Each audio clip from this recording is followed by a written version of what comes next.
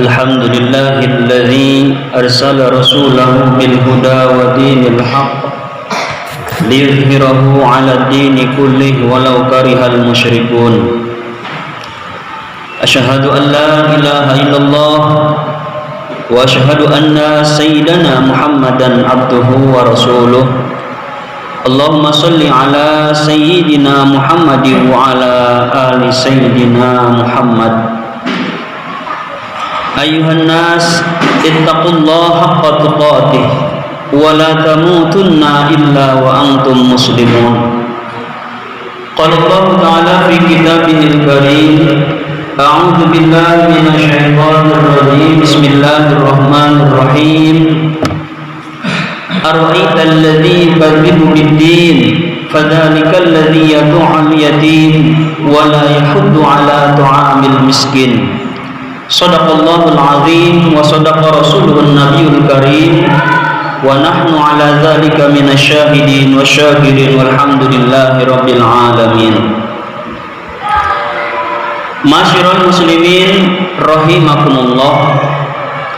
Pertama-tama marilah kita panjatkan puja dan puji syukur kehadirat Allah Subhanahu wa taala yang telah memberikan kita nikmat sehingga pada kesempatan siang hari ini kita semua dapat melaksanakan salah satu kewajibannya, yakni sholat Jum'ah berjamaah. Semoga niat dan langkah kita dapat menjadi kifarat atas dosa-dosa yang kita lakukan sehingga dosa kita diampuni oleh Allah Subhanahu wa taala.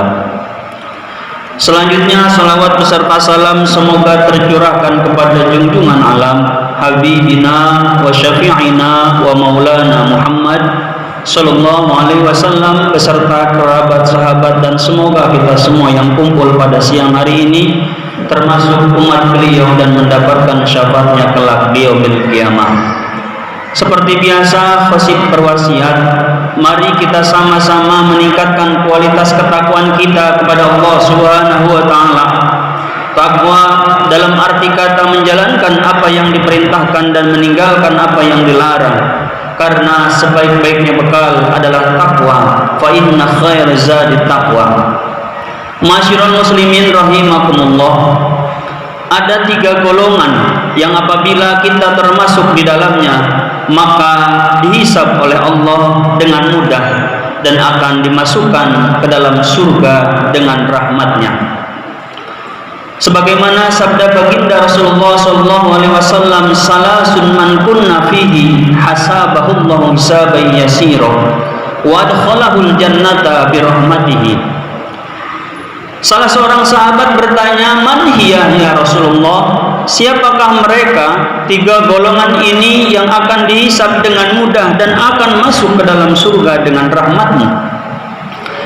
Kemudian Rasulullah SAW bersabda, yang pertama, tu'ti man haramaka, berilah mereka yang enggan memberi kepadamu, memberi kepada orang yang bakhil, memberi kepada mereka yang enggan memberi. Di saat kita memberi kepada tetangga, kerabat yang baik, sahabat yang baik, itu sudah menjadi hal yang biasa kita lakukan dalam kehidupan kita sehari-hari. Tetapi saat kita memberi kepada mereka yang enggan memberi, kepada mereka yang bakhil, justru Allah Subhanahu wa taala akan menghisab kita dengan mudah dan akan memasukkan kita ke dalam surga dengan rahmatnya. Hadis ini mengajarkan kepada kita agar kita memberi kepada siapapun, bukan hanya kepada orang baik, melainkan kepada orang yang tidak baik pun agama menganjurkan. Bahkan memberi kepada orang non-muslim itu diperbolehkan dalam agama.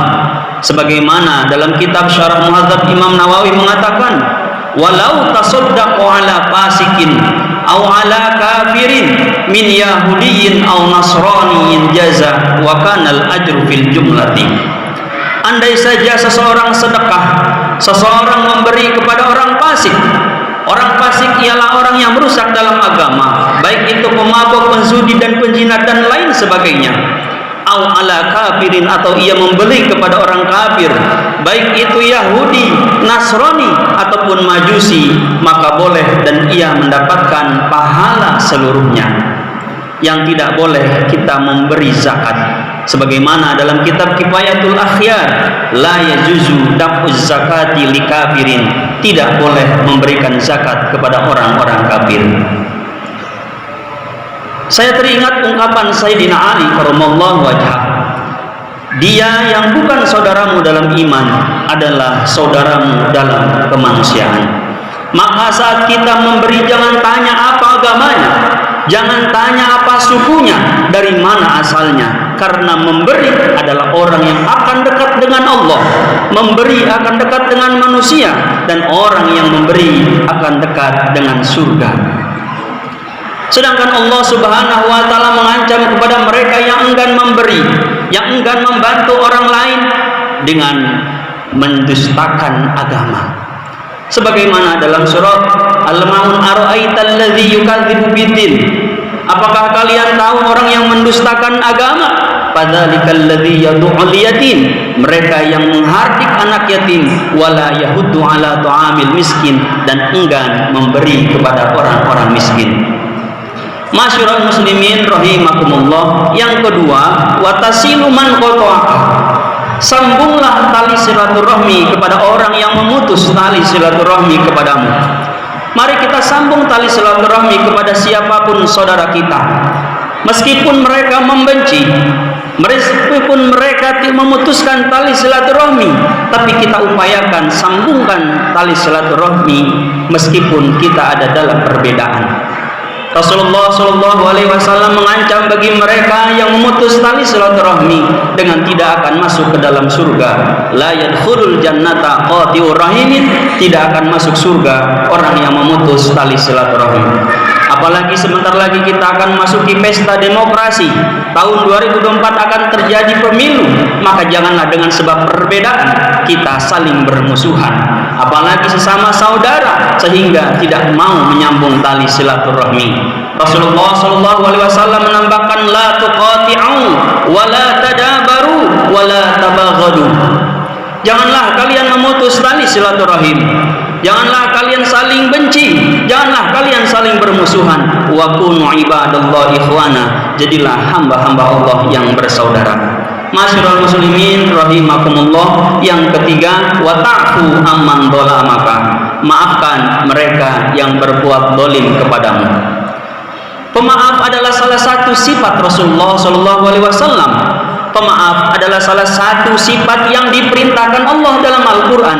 Sebagaimana Allah katakan, khudil afwa wa'mur bil 'urfi wa'rid 'anil jahilin. Jadilah kalian pemaaf, perintahlah kebaikan, dan berpalinglah dari orang-orang bodoh. Saya teringat bagaimana kisah Rasulullah SAW ketika terjadi perang Uhud. Gigi beliau berdarah karena terkena panah oleh musuh. Kemudian Rasulullah SAW menadahi darah beliau sambil mengusapkan ke dada beliau.